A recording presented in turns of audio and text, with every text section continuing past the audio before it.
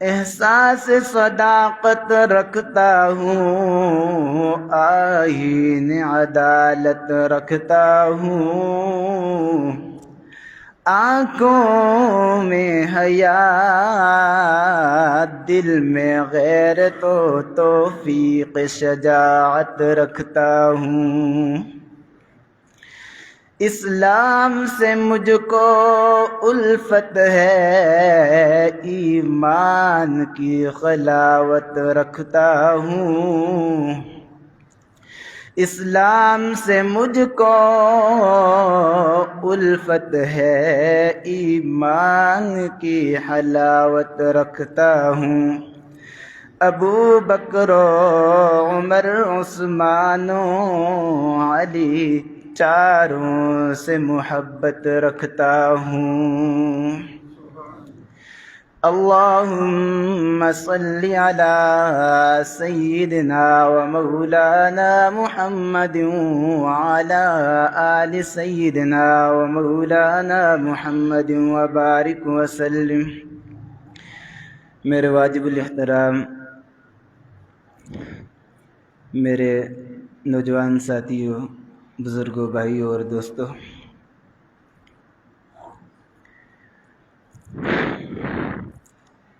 چونکہ ذوالحجہ کا مہینہ چل رہا ہے اور 18 ذوالحجہ شہادت عثمان کا دن بھی ہے رضی اللہ تعالی عنہ۔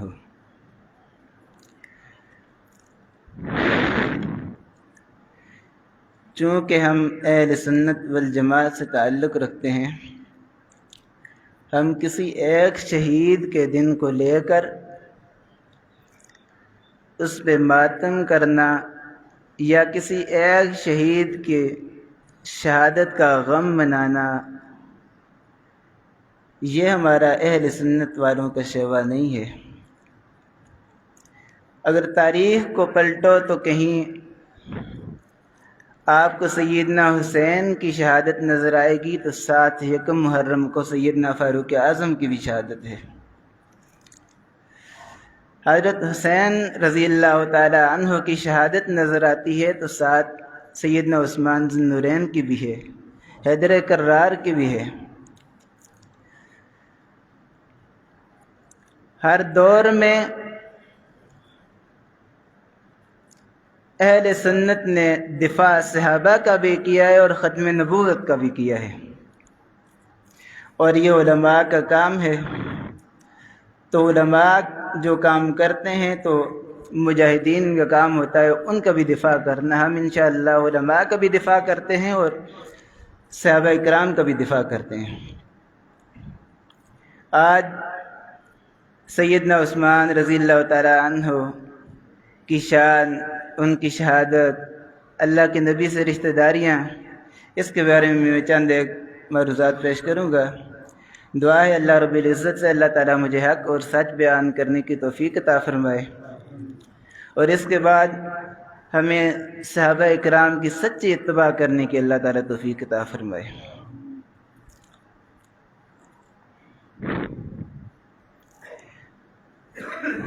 اللہ کے نبی نبوت کا دعویٰ کرتے ہیں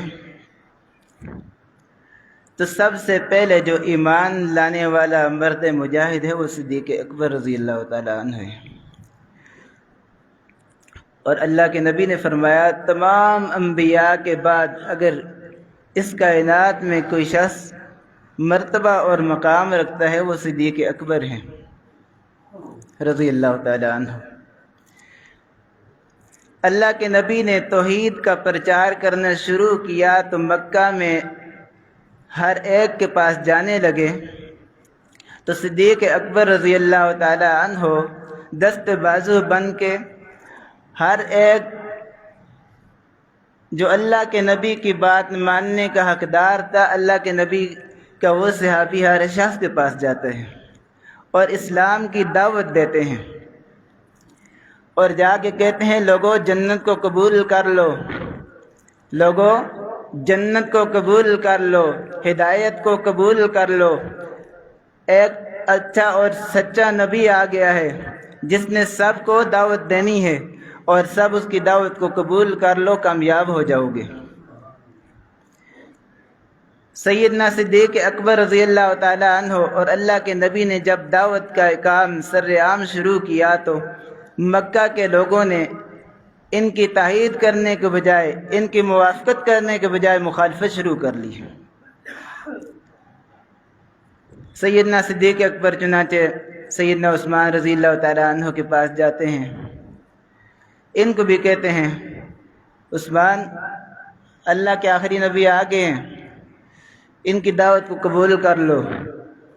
چنانچہ حضرت عثمان رضی اللہ تعالیٰ عنہ کچھ چوں چرا کے بعد بغیر فوری طور پہ کہتے ہیں صدیق مجھے لے چلو اللہ کے نبی کے پاس، اور میں اس دعوت کو قبول کرنے کے لیے تیار ہوں۔ حضرت عثمان رضی اللہ تعالیٰ عنہ اللہ کے نبی کے پاس جاتے ہیں، اللہ کے نبی کے پاس جانے کے لیے تیاری کر رہے ہوتے ہیں، اللہ کے نبی خود تشریف لے آتے ہیں۔ جیسے ہی اللہ کے نبی پہنچتے ہیں تو فرماتے ہیں عثمان جنت قبول کر لو، عثمان جنت قبول کر لو، ہدایت قبول کر لو، اور اس وقت اگر کامیابی ہے صرف میری اتباع کے اندر ہے، باقی کسی چیز میں کامیابی نہیں ہے۔ حضرت عثمان رضی اللہ تعالیٰ عنہ فرماتے ہیں کوئی لمبی چوڑی تقریر انہوں نے نہیں فرمائی، واعظ خطاب نہیں کیا، لمبے چوڑے عقلی اور نقلی دلائل نہیں دیے، لیکن اللہ کے نبی کی زبان سے، سچی زبان سے جب یہ جملہ نکلتا ہے کہ عثمان جنت قبول کر لو، تو حضرت عثمان فرماتے ہیں میری زبان سے بغیر کسی سوچ سمجھ کے فوری طور پہ کلمہ شہادت جاری ہو جاتا ہے، اور حضرت عثمان رضی اللہ تعالیٰ عنہ کلمہ پڑھتے ہیں اور مسلمان ہو جاتے ہیں اور دست بازو بن جاتے ہیں۔ اور پھر جب اللہ کے نبی انفاق فی سبیل اللہ کے لیے اعلان کرتے ہیں انفروا فی سبیل اللہ، تو کبھی حضرت عثمان کھڑے ہو کے کہتے ہیں یا رسول اللہ 200 اونٹ غلے سمیت میری طرف سے قبول کر لیں۔ پھر اللہ کے نبی اعلان فرماتے ہیں، عثمان فرماتے ہیں یا رسول اللہ میری طرف سے 200 اونٹ اور قبول کر لو۔ اللہ کے نبی فرماتے ہیں کوئی اور اٹھ جائے۔ اللہ کے نبی کی بات سنتے مجمع میں کوئی نہیں اٹھتا، حضرت عثمان اٹھتے ہیں یا رسول اللہ 300 اونٹ اور قبول کر لو۔ اللہ کے نبی چوتھی مرتبہ جب کہتے ہیں کہ کوئی ہے جو اس کے علاوہ اللہ کے راستے میں اپنا مال خرچ کرے، حضرت عثمان پھر اٹھتے ہیں اور بغیر سوچے سمجھے کہتے ہیں یا رسول اللہ 200 اونٹ اور قبول کر لو۔ 900 اونٹ مال غلے کے ساتھ عثمان غنی ایک مجلس میں اللہ کے نبی کے پاؤں پہ قربان کر دیتے ہیں۔ اللہ کے نبی فرماتے ہیں اب اونٹوں کا وعدہ ختم کر لیا، اونٹوں کی بات نہیں کرنی، کوئی اور اٹھے اپنا مال خرچ کرے۔ حضرت عثمان مجلس سے اٹھتے ہیں، اللہ کے نبی کے پاس سے اٹھ کے گھر جاتے ہیں اور ایک شاپر لے کے آتے ہیں جس میں 1000 اشرفی ہیں۔ اللہ کے نبی ایسے اپنی جولی اٹھاتے ہیں، عثمان جب جولی میں ڈالتے ہیں تو اللہ کے نبی اسے ہاتھ میں لے کے ایسے ایسے پلٹنے لگ جاتے ہیں،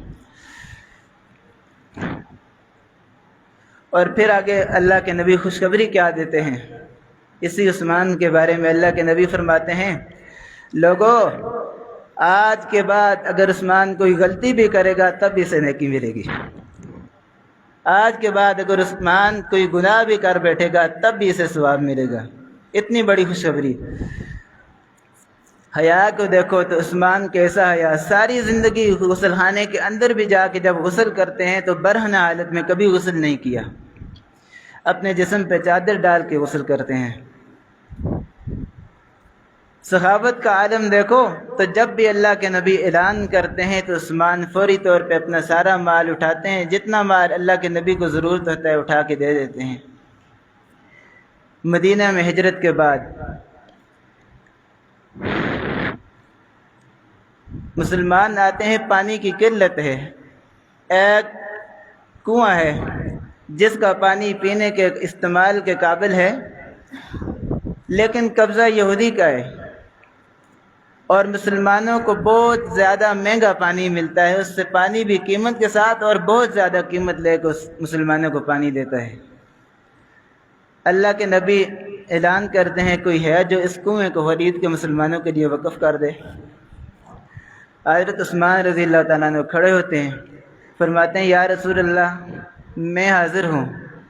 یہودی سے جا کے بات کرتے ہیں، یہودی پورا کنواں تو نہیں، وہ کہتا ہے آدھا کنواں بیچنے کے لیے تیار ہوں، آدھا نہیں بیچوں گا۔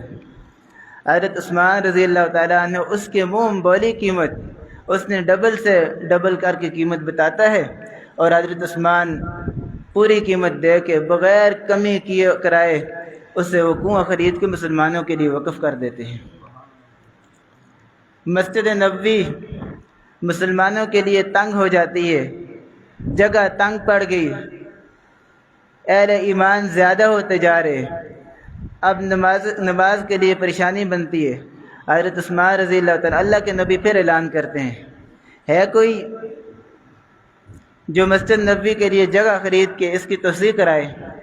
حضرت عثمان رضی اللہ تعالیٰ عنہ اپنے مسجد نبوی کا کافی کثیر حصہ جو ہے اللہ کے نبی کے سامنے خرید کے پیش کر دیتے ہیں، یا رسول اللہ آپ جتنی توسیع کرنی ہے کر لیں۔ آج بھی حضرت عثمان رضی اللہ تعالیٰ عنہ کی خریدی ہوئی اور وقف کی ہوئی جگہ پہ مسجد نبوی کا کافی سارا حصہ ہے۔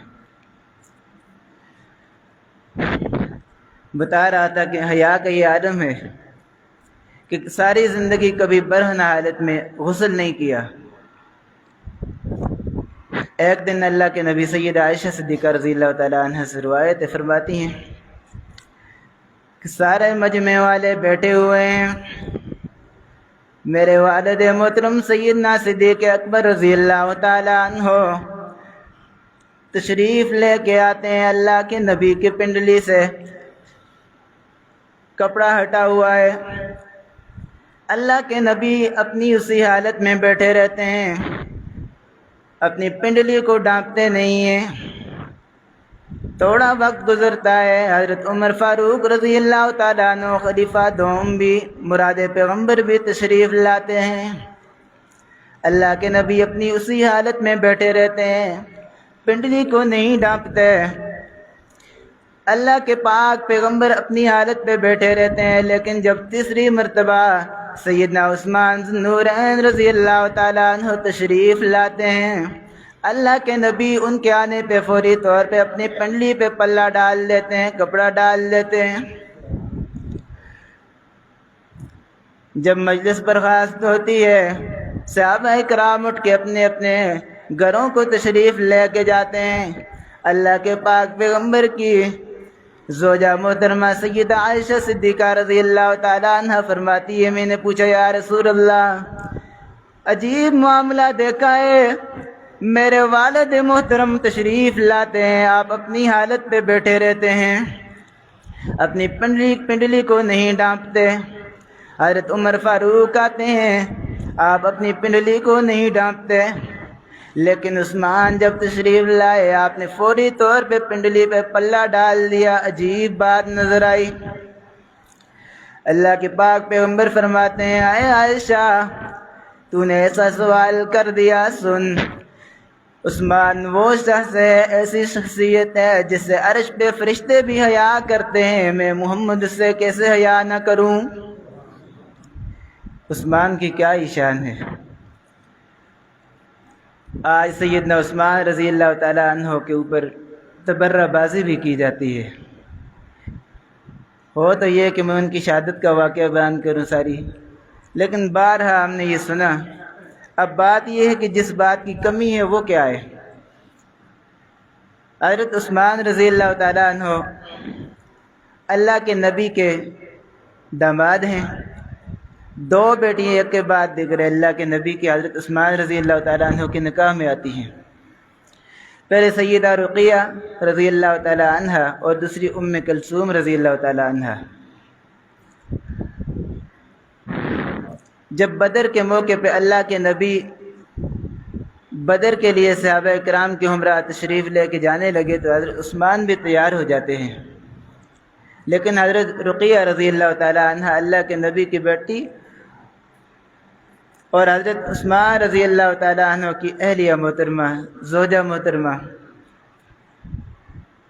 شدید علیل ہیں، بہت سخت بیمار ہیں۔ اللہ کے نبی نے فرمایا عثمان آپ نہ جائیں، آپ سیدہ رقیہ کی خدمت کریں، آپ یہاں رہ کے خدمت کریں گے تو آپ کو ثواب بدر کے جو شریکین ہیں ان کا پورا ثواب آپ کو ملے گا۔ حضرت عثمان رضی اللہ تعالیٰ عنہ رک جاتے ہیں۔ جب بدر کا غزوہ بدر مکمل ہوتا ہے، اللہ کے نبی واپس تشریف لاتے ہیں۔ مدینے میں قدم رکھتے ہی خبر ملتی ہے حضرت رقیہ کا انتقال ہو گیا رضی اللہ تعالیٰ عنہ۔ اللہ کے نبی ان کی قبر پہ جاتے ہیں تو عثمان اس وقت اوپر مٹی سیدھی کر رہے ہیں قبر پہ۔ مختصر، اللہ کے نبی کی پہلی بیٹی سیدہ رقیہ رضی اللہ تعالیٰ عنہ حضرت عثمان رضی اللہ تعالیٰ عنہ کے نکاح میں چند دن گزرتے ہیں تو حضرت عثمان رضی اللہ تعالیٰ عنہ بہت پریشانی کے عالم میں ہیں۔ اللہ کے نبی بار بار دیکھتے ہیں تو بیٹی کی یاد آتی ہے، اللہ کے نبی بھی غمزدہ۔ لیکن کچھ معاملہ ایسا ہوتا ہے کہ اللہ کے نبی جب دیکھ رہے ہیں تو حضرت جبرائیل امین تشریف لائے، یا رسول اللہ اپنی دوسری بیٹی ام کلثوم کا نکاح بھی انہی سے فرما دیں، حضرت عثمان رضی اللہ تعالیٰ عنہ سے۔ اللہ کے پاک پیغمبر صلی اللہ علیہ وسلم اپنی دوسری بیٹی ام کلثوم کا نکاح بھی انہی سے فرما دیتے ہیں۔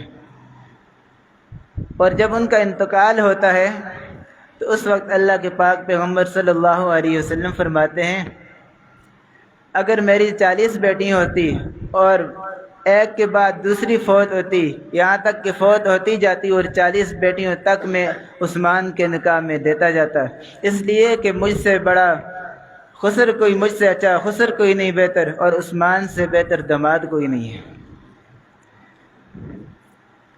اب اللہ کے نبی کے ساتھ تو داماد خسر والا رشتہ، اور کون کون سی رشتہ داری ہیں؟ 4 رشتہ داری ہیں اللہ کے نبی کے ساتھ جو قریبی رشتہ داری ہیں۔ اللہ کے نبی کی بیٹی سیدہ فاطمہ، ان کے بیٹے حضرت حسین رضی اللہ تعالیٰ عنہ، حضرت حسین رضی اللہ تعالیٰ عنہ کی بڑی بیٹی سکینہ، حضرت عثمان رضی اللہ تعالیٰ عنہ کے بڑے بیٹے عبداللہ ان کے نکاح میں ہیں، یعنی حضرت حسین رضی اللہ تعالیٰ عنہ خسر ہیں اور عبداللہ بن عثمان داماد ہیں۔ دوسری رشتہ داری آ گئی۔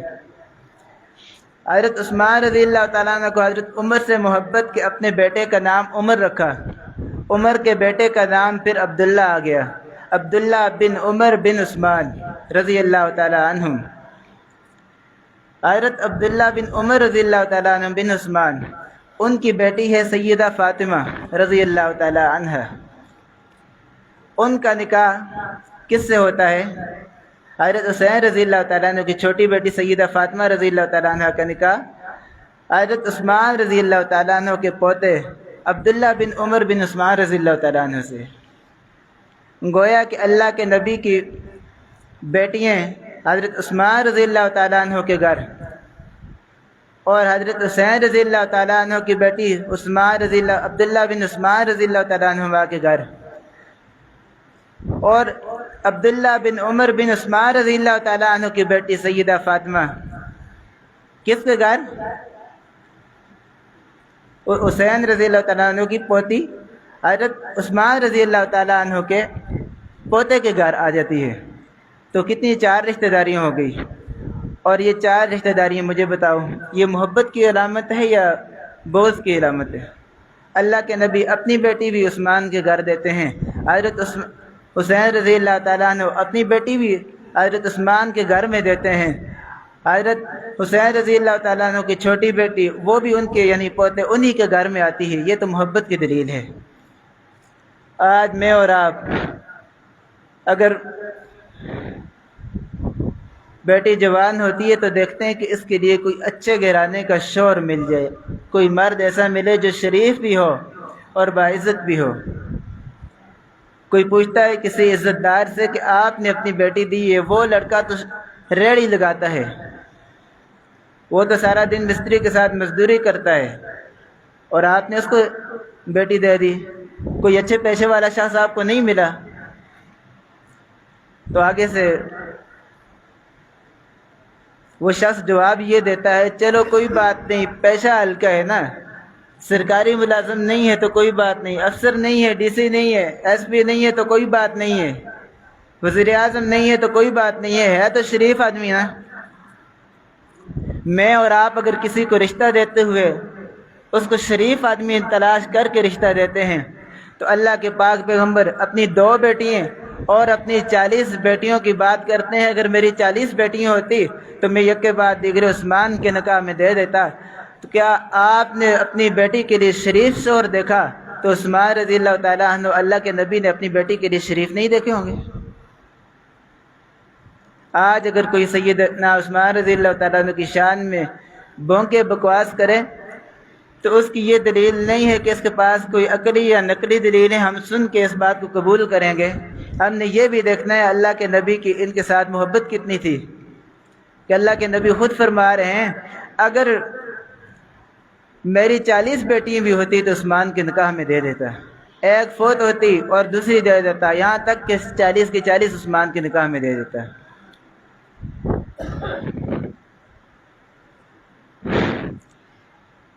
اللہ کے نبی رات کو خواب دیکھتے ہیں کہ عمرے پہ جا رہے ہیں. چونکہ نبی کا خواب وہی ہوتا ہے. صبح اٹھتے ہی عمرے کی تیاری کرتے ہیں اور 1400 صحابہ کے عمرے کے لیے تشریف لے کے جاتے ہیں. حدیبیہ کے مقام پہ پہنچتے ہیں تو اب مشورہ یہ چل رہا ہے کہ کوئی صحابی جائے, کسی کو سفیر بنا کے بھیجا جائے جو جا کے اجازت لے کہ ہم عمرہ کر سکیں گے یا نہیں, ہمیں عمرے کی اجازت مل سکتی ہے کہ نہیں. مشورے میں طے ہوتا ہے حضرت عمر فاروق رضی اللہ تعالیٰ عنہ کو بھیج دیں. اللہ کے نبی کی مراد بھی ہیں, مرید بھی ہیں. سیدنا عمر فاروق رضی اللہ تعالیٰ عنہ اٹھتے ہیں, یا رسول اللہ میں ہاتھ باندھ کے یہ کہتا ہوں مجھے نہ بھیجیں, اس لیے کہ میں زبان کا بھی سخت ہوں, مزاج کا بھی سخت ہوں. اور زبان سخت اسلام کے خلاف جو استعمال ہوتے تھے لوگ ان کے بارے میں تھی, آپس میں بہت نرم دل تھے. فرمایا مجھے نہ بھیجیں. مشورہ دیتے ہیں اور مشورے میں طے سیدنا عثمان رضی اللہ تعالیٰ عنہ ہوتے ہیں.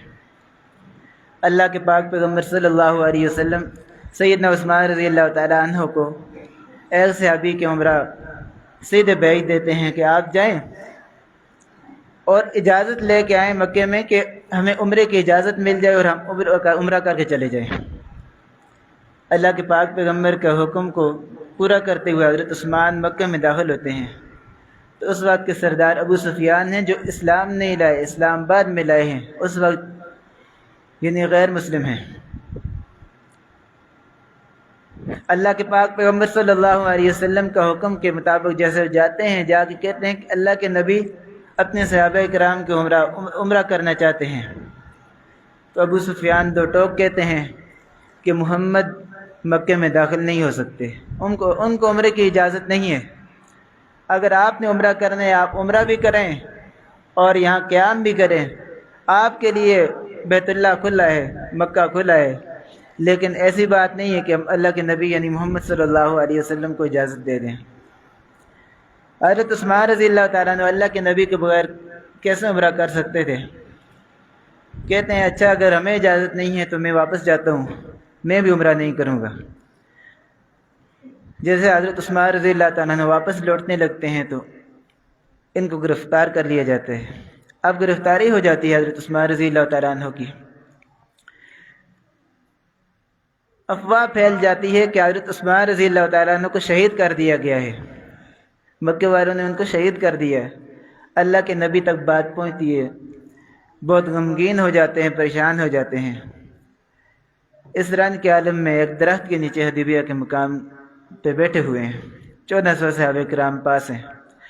اللہ کے نبی فرماتے ہیں کون کون ہے میرے ہاتھ پہ بیعت کرنے والا کہ اب میں آیا ہوں تو میں عثمان کا بدلہ لے کے جاؤں گا, بغیر بدلہ لیے عثمان کا میں واپس نہیں لوٹوں گا. 1400 صحابہ کرام اللہ کے نبی کے ہاتھ پہ بیعت کرتے ہیں. ایک ایک صحابی اٹھتا ہے اور کہتا ہے یا رسول اللہ آخر دم تک, آخری سانس تک ہم لڑیں گے, ہم نہیں چھوڑیں گے. آج ہم ملک کا دفاع, اسلام کا دفاع, ختم نبوت کا دفاع کرنے کے لیے اپنی جان دینے کے لیے تیار ہو جاتے ہیں. وہاں اللہ کے نبی تھے جو اسلام کے محافظ اور اسلام لانے والے تھے. ابھی بیعت جاری ہے تو اللہ کے نبی کو فوراً پیغام مل جاتا ہے کہ عثمان شہید نہیں کیے گئے. بات سنتے ہیں لیکن اللہ کے نبی اللہ کی طرف سے پیغام آتا ہے کہ آپ نے بیعت روکنی نہیں ہے، بیعت مکمل صحابہ سے لینی ہے تاکہ آگے بھی کام آئے گی۔ پھر بدر کے مقام پہ اور جنگ جمل اور صفین میں بھی وہی بیعت کام آئی، صحابہ کرام نے اسی طرح ڈٹ کے مقابلہ کیا جیسے کہ انہوں نے پیچھے عہد کیا تھا۔ اللہ کے پاک پیغمبر صلی اللہ علیہ وسلم سب سے بیعت لیتے ہیں، اور اللہ تعالیٰ فرماتا ہے کہ یہاں کیا مسلمانوں کو اس بیعت سے کیا فائدہ ہوتا ہے۔ اللہ کے پاک کلام میں اللہ تعالیٰ نے فرما دیا، اعوذ باللہ من الشیطان الرجیم، لقد رضی اللہ عن المؤمنین اذ یبایعونک تحت الشجرۃ فعلم ما فی قلوبہم۔ البتہ تحقیق اللہ تعالیٰ راضی ہو گیا اہل ایمان سے، عن المؤمنین اذ یبایعونک تحت الشجرۃ، جو اس درخت کے نیچے اللہ کے نبی کے ہاتھ پہ بیعت کر رہے ہیں، فعلم ما فی قلوبہم، اللہ تعالیٰ ان صحابہ کرام کے دلوں کو جانتے ہیں جو کچھ ان میں ہے۔ فَأَنزَلَ السَّكِينَةَ عَلَيْهِمْ، اللہ تعالیٰ دوسرا انعام کیا دیتے ہیں؟ مسلمانوں کے دلوں میں سکون ڈال دیتے ہیں۔ آپ کسی جگہ خوف اور دبدبا اس وقت طاری ہوتا ہے جب آگے ڈر پڑ جاتا ہے کہ آج مارشل لا لگ گیا ہے، آگے حملہ ہونے والا ہے۔ مسلمانوں کے دلوں میں جو رعب و دبدبا کفر کا پڑ گیا تھا، فَأَنزَلَ السَّكِينَةَ عَلَيْهِمْ، اللہ تعالیٰ اس رعب دبدبے کو ختم کر کے اللہ نے سکون ڈال لیا۔ وَأَثَابَهُمْ فَتْحًا قَرِيبًا، اور اللہ تعالیٰ نے آگے جو قریب آنے والی فتح تھی ان تک بھی ان کو پہنچا دیا۔ 4 انعام مل گئے، مسلمانوں کے دلوں سے رعب و دبدبا بھی ختم ہو گیا، اور آخری جو انعام مل گیا وہ کیا ہے؟ فتح قریب، یعنی مکہ کو بھی اللہ تعالیٰ نے فتح عطا فرما دی۔ اب حضرت عثمان رضی اللہ تعالیٰ عنہ 34 برس کی عمر ہے، جس میں سیدنا صدیق اکبر رضی اللہ تعالیٰ عنہ کے مشورے کے مطابق اللہ کے نبی کے ہاتھ پہ اسلام قبول کرتے ہیں، اور ساری زندگی پھر اسلام کا دفاع کرتے ہیں۔ اور اللہ کے نبی سے رشتہ داری کیا کیا ہے آپ کے سامنے میں نے پیش کر دی، 4 رشتہ داریاں۔ اس کے علاوہ اللہ کے نبی کی کیا محبت ہے؟ اللہ کے نبی کی محبت بھی یہ ہے کہ اللہ کے نبی فرماتے ہیں، 1 نہیں 2 نہیں، اگر میری 40 بیٹی یک کے بعد دیگرے فوت ہوتی جاتی اور میں عثمان کے نکاح میں دوسری بیٹی دیتا جاتا، یہاں تک کہ 40 بیٹی پوری میں عثمان کے نکاح میں دے دیتا۔ اللہ کے نبی نے فرمایا، لِكُلِّ نَبِيٍّ رَفِيقٌ وَرَفِيقِي فِي الْجَنَّةِ عثمان، ہر نبی کا کوئی نہ کوئی رفیق ہوگا، لیکن میرا رفیق جنت میں عثمان ہوگا رضی اللہ تعالیٰ عنہ۔